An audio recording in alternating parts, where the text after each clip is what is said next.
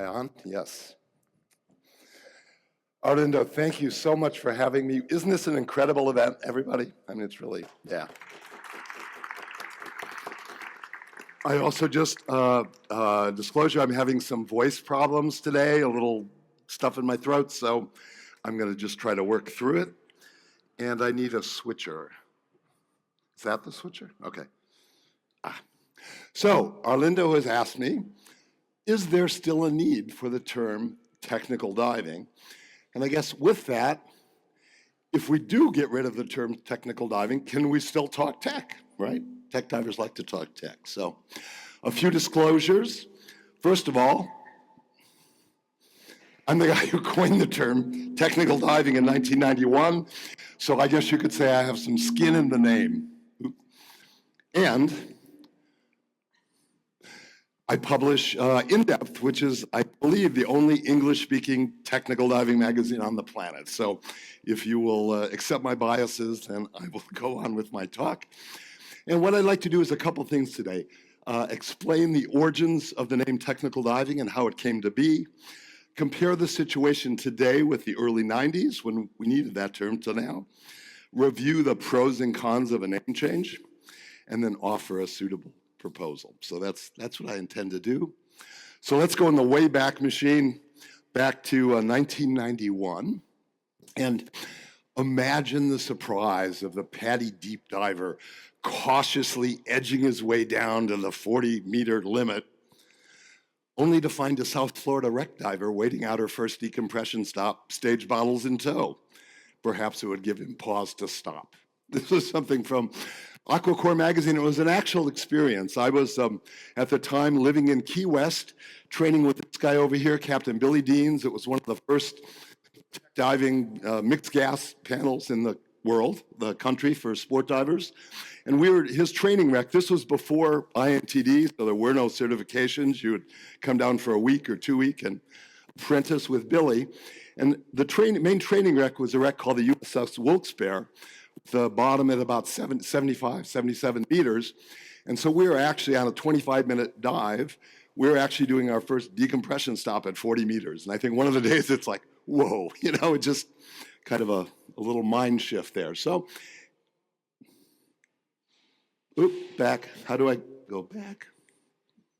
And we were not alone. There were all sorts of dives going on at this time on the Andrea Doria, the Monitor, certainly the cave diving community. And it was pretty clear this was not recreational diving as recreational diving was defined. This is wing stocks on the Andrea Doria back in 1991. One of the pioneers of tech diving had a shop on the West Coast. And so, you know, at the time, recreational diving was very well defined. It was no decompression diving, no stop diving, air dives to a max depth of 40 meters. And so at the time, all the deep diving and exploration going on was all in the closet. No one was talking about it, wasn't written about in the magazines. And even in the cave community, who were doing deep decompression dives, because that's where the caves were, in Sheck Exley's famous blueprint for survival, I mean, look at item 3, you know, avoid deep diving in caves. This is from Sheck Exley, right?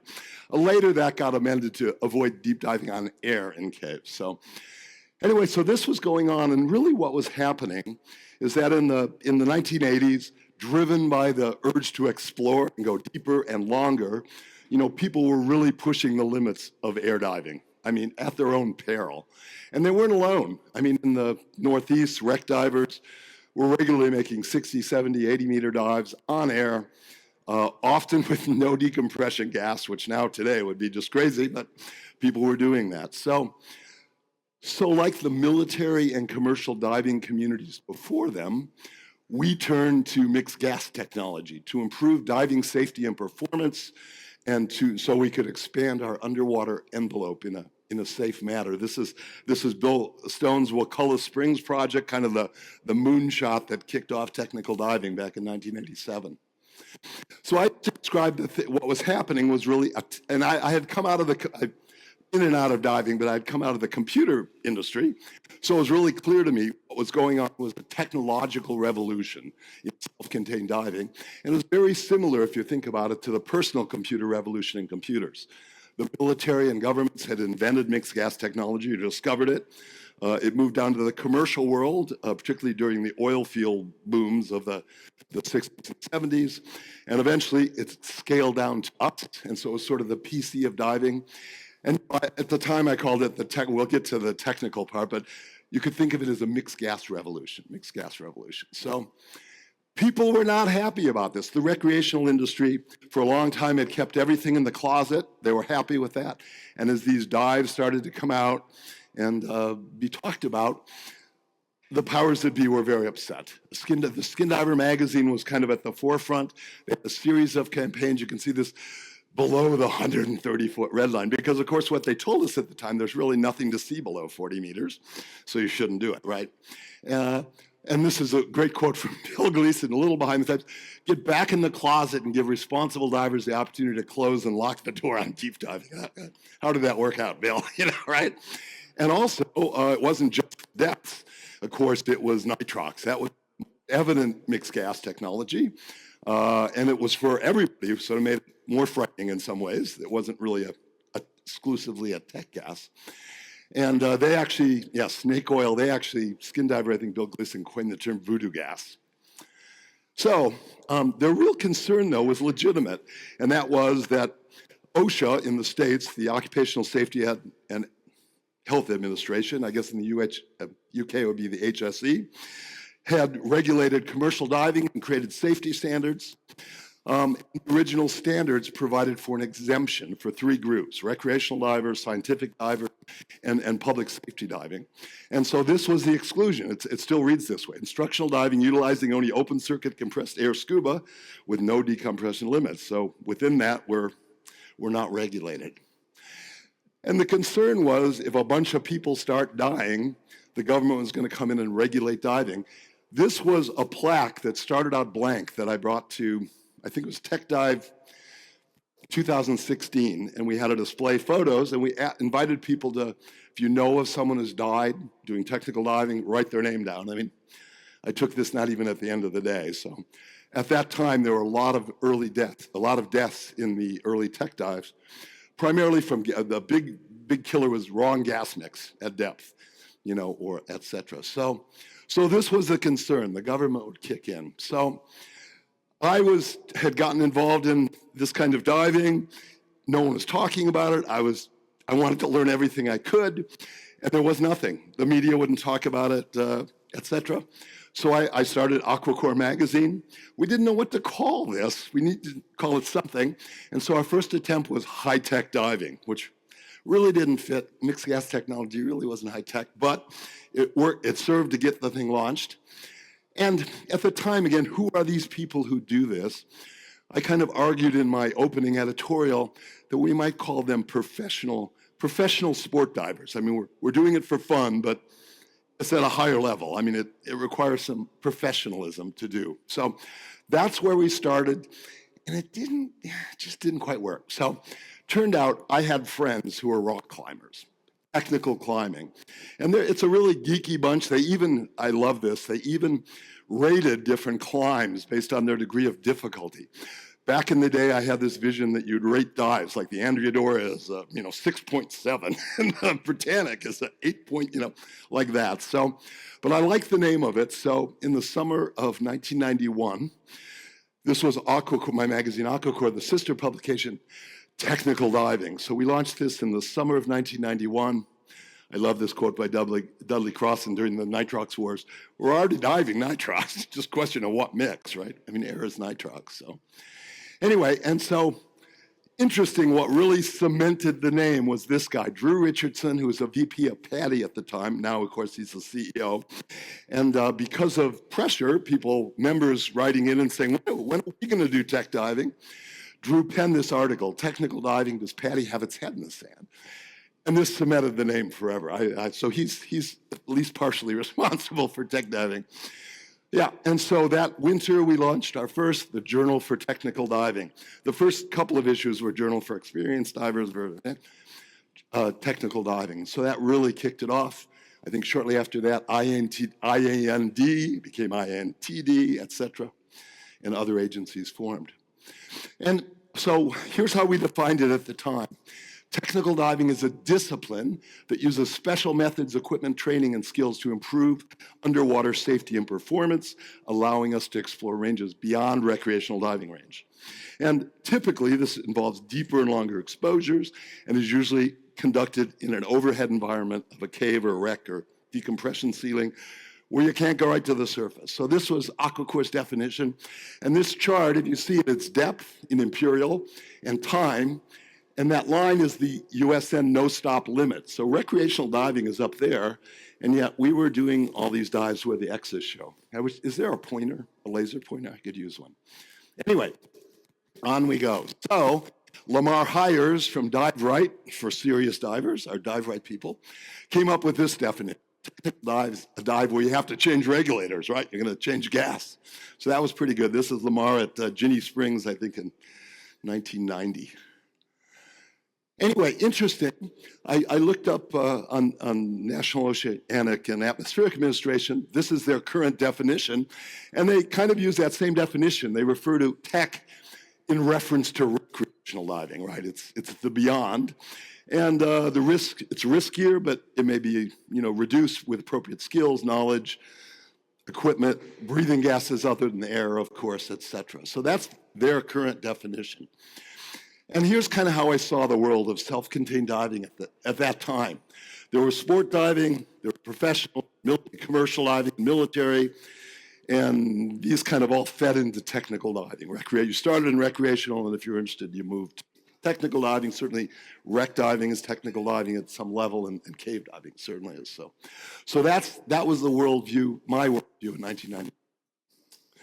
And then there were some variations, right? I mean, tech rec, etc. So people had variations, but it was basically all the same.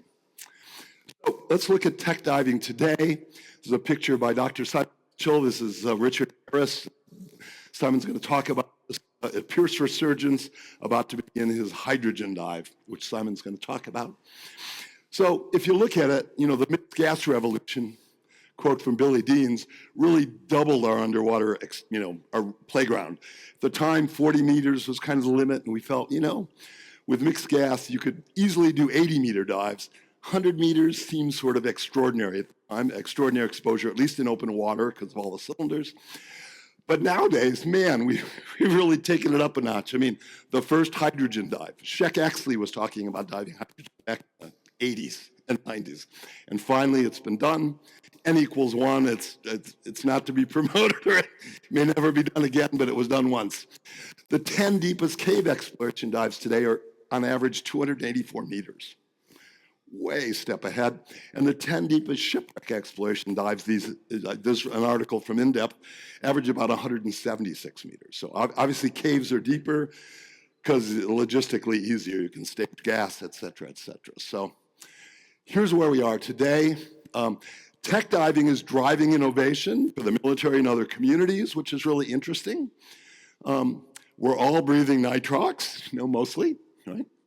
In GUE, of course, we have the saying, the meme, compressed air is for tires, right? So, and we have technical free diving, right? Pre-breathing in an oxygen mix, enriched air oxygen mix, to extend your bottom time and lower the risk of hypoxia. And I think what's changed is who's driving the bus. Back in the day when we started, we were the wild and crazies, like go to the back of the bus, people, we don't want you here. But now I think it's fair to say that the tech community, we're the ones driving the bus, the sport diving bus. So very interesting times. So back in the 90s, you were either rec or you were tech. There was like nothing in between, right?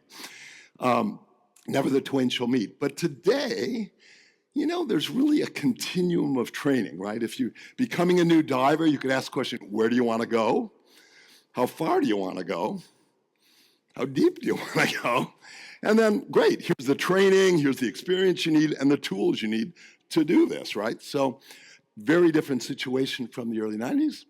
So, is there still a need for the term technical diving? So some of the arguments people make for getting rid of it, you could say, hey, we're all just doing this for fun, right? Aren't tech divers just wreck divers who go deep? Skills and concepts used by both rec and tech are very similar, buoyancy and trim, weighting, continuing, we're all breathing mix. similar. And OSHA and HSE and others use the term recreational diving in their safety. So, they don't say technical diving. So, this is a case for getting rid of it. So, and I looked it up on Wikipedia just the other day. So Wikipedia says recreational diving may be considered to be underwater diving that is not occupational, professional, or commercial. So technically, we are recreational divers. If that's a tourist diver, I don't know. But tech is more than just a word and a work status. So it really represents a different marketplace. It's certainly a different demographic. I mean, hardcore tech divers, versus a holiday, once-a-year diver. Yeah, different group, different insurance. And really at the heart of it, tech diving in an overhead environment requires a different mindset than recreational diving, I think. Whether you're in a shipwreck, cave, overhead environment, decompression sealing, tech diving really requires discipline, right? It's something more, and it's more than just a card. Yeah, so this was one of our spreads from Aquacore, the diving discipline, the whole story. Get me in the bar, I'll tell you the story. But anyway, and I love this quote from Sheck Exley. In order to survive, you need to have sufficient fear and sufficient discipline where you take all of the arduous and time-consuming steps necessary to ensure your survival. I'm thinking back to this last week when I was in Malta assembling my rebreather for hours every day and taking it apart. But you have to be willing to do that, obviously, to do tech diving. So the fact is there's a huge knowledge and training gap between your average, typical, randomly selected recreational diver and tech diver. And as Mark had pointed out, this is Frauke Tillman at RF4, we're not doing that good right now on rebreather, safety. It's just not. And so I think it behooves us to err on the conservative side of things. So what I propose is that we keep the term technical diving for safety and business reasons. Instead, let's get rid of the term recreational diving. And henceforth, these people shall just be known as divers, right? So they don't need it for self-identification, right? They go to the store and say, hey, I want to be a diver, right? The term tech will serve as a reminder. It's like, warning, warning, bright line. You're not in Kansas anymore. It's like you're in diving now. And, given the regulatory bodies haven't updated their terminology in 30 years, I mean, who cares? And then for the group, we can just call ourselves divers. If we need to distinguish sport divers, people don't quite like that word because it implies competition, though there is some in our industry, community. Diving consumers are non-working divers. And then I would redefine technical diving without reference to recreational diving anymore to say it's a discipline, uses special methods, equipment, training, and skills to improve underwater safety and performance, enabling divers to explore a wide range of underwater environments to depths exceeding 250 meters. I mean, we're there now, right? And it typically involves decompression diving with gas mixes other than air and is usually conducted in an overhead environment. So that's my new proposed definition. And that's it. Any questions? Well, we'll do questions all together. Thank you. Thank you. And I'm on time. 1 minute over. Okay.